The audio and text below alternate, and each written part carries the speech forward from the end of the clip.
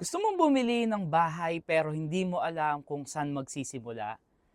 Bilang property consultant, ito ang simpleng step-by-step process ng pagbili ng bahay sa Pilipinas. Step number 1, choose the right property. Piliin kung saan ang location, budget at kung house and lot or condo. Step number 2, reservation. Magbayad ka ng reservation fee para ma-secure ang unit. Step number 3, submit your requirements. Usually, kailangan ng valid IDs, proof of billing, proof of income, and of course, application form.